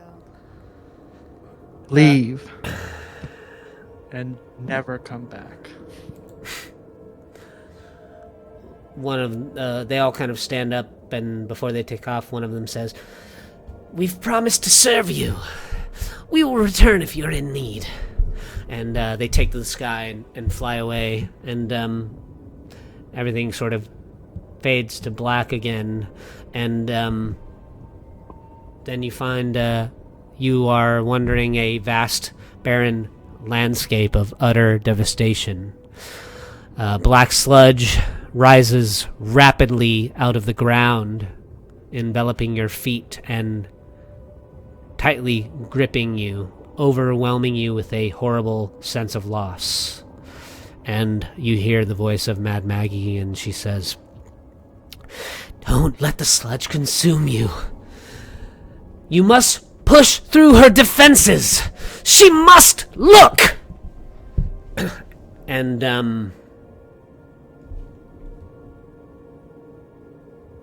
I'm going to roll initiative for your characters. Okay. Ooh, this is scary. Just an experiment. I wasn't sure how it was going to go, but it is what it is at this point. I'm kind of into it. Yes. Yeah. Intriguing. Yeah, exactly. Okay, so, Sylvie, you are hearing the voice of Mad Maggie imploring you and your companions to pull free of this sludge that's now quickly enveloping you all, spilling over your feet. It's like just a dark tar that you feel is almost instantly just pulling you towards the ground.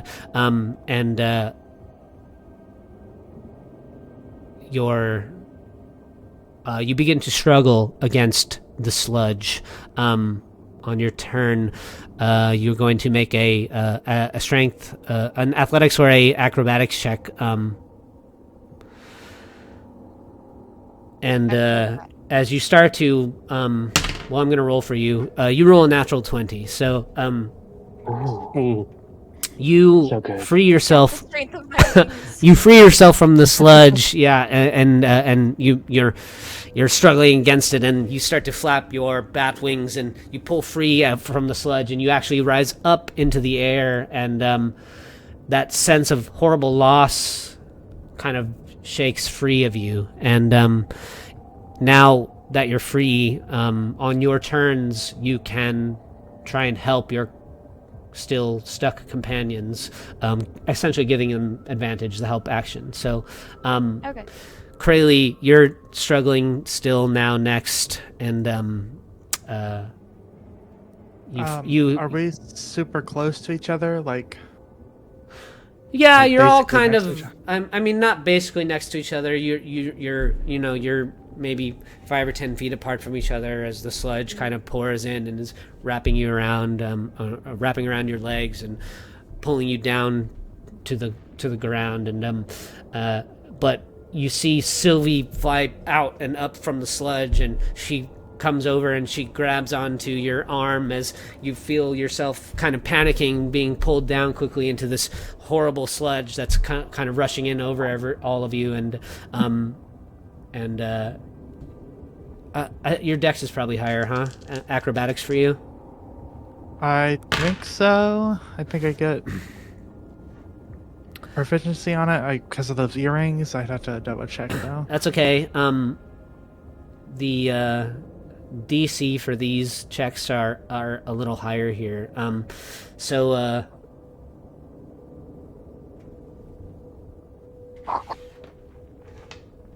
You're, even with Sylvie pulling you,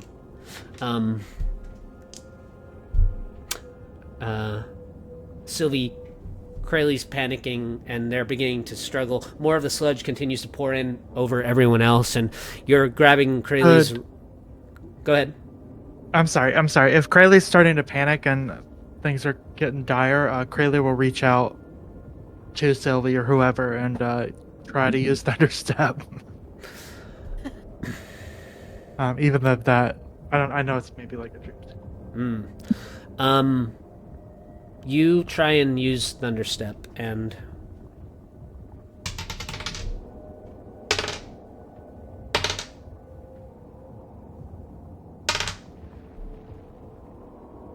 You take 18 psychic damage. Ooh. Okay.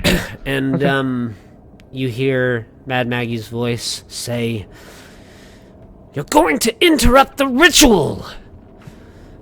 Kind of angry flare. She says, "We are here for Lulu. Focus!" And then Mavathor, as you're trying to pull yourself free of the sludge, you're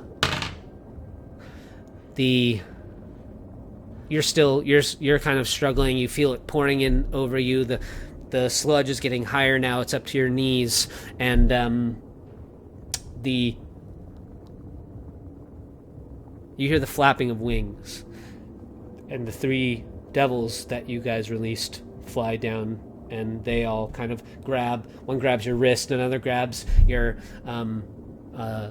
collar, and they're trying to help pull you up out of the sludge, and it's just not enough. It's starting to pour in and cover you. You see it pouring in, and even though Sylvie's free, it's going higher up over your companions, and you take 21 psychic damage. And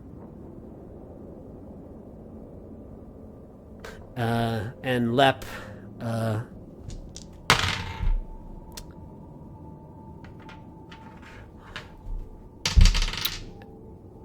the sludge is getting higher and higher as you are trying to pull yourself free. I'm not sure of your strength or dex. Let me just double check. I think Dex is higher. Dex is higher? Let me just check your sheet real quick. I mean, he also has the ability to phase step to like teleportation. I don't know if he realizes he can't use magic or not. Well, but, you are telepathically connected, and you saw that when Krayley tried to use theirs, something bad happened to them. And then you got a warning from Mad Maggie, so you can do it if you want. I'm just making you aware of those things. No. He knows better. He knows better. You have a +2, so as you're trying to pull yourself free, more sludge is coming through, and you take 17 psychic damage. And I guess if we're going... Oh, you guys are kind of healthier still, so... Sylvie, you see everyone struggling. Sludge continues to pour in over your companions, and you give another hard tug, and this time, with your efforts, even though the sludge is now up to Krayley's waist, you pull Krayley free as well. and he floats kind of up into the air above the sludge, and the two of you now are hovering there, still seeing Mavathor and Lep struggling within the sludge. Who would you like to try and assist, Krayley? As you've been pulled free. Mavathor. As you're kind of hovering above your two other companions, you go and reach for Mavathor, and you pull with all your effort, even in tandem with the three devils that you all decided to set free. They say to you as you're all pulling, as more sludge is pouring in, now up to the chest of Mavathor and Lep. We're trying as hard as we can! And Mavathor, you take 15 more psychic damage.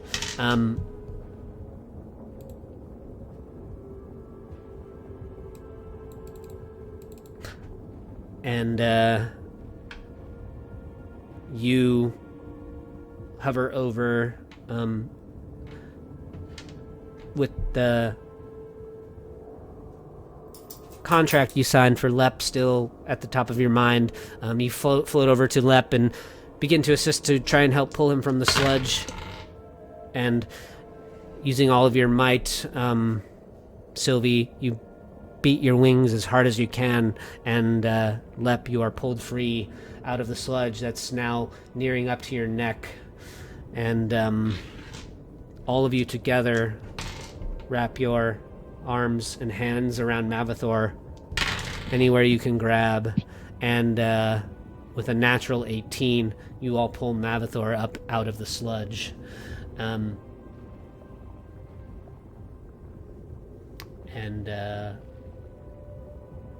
The vision of you all struggling fades away, and you push through, and you all see Lulu resting on a black cushion, just like the one that she was resting upon, at the center of an inky void.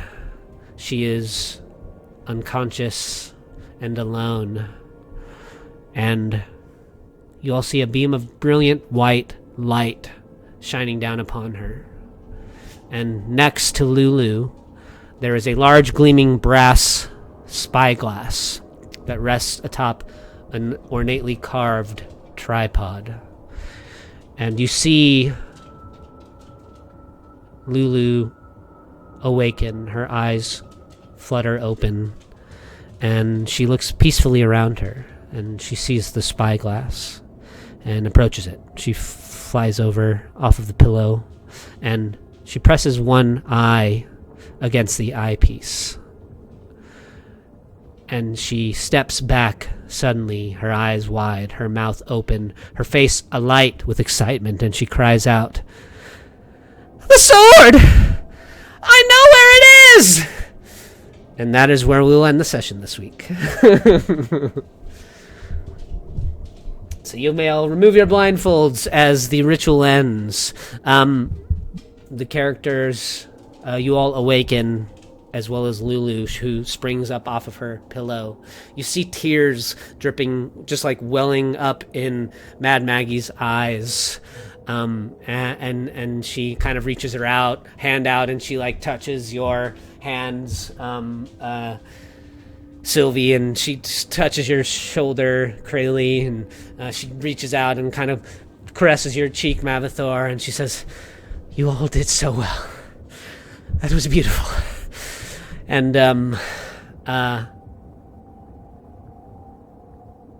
Lulu can barely contain her joy at rediscovering what she believes is the location of the Bleeding Citadel, and she begins to impatiently beg you all to start the next leg of your journey.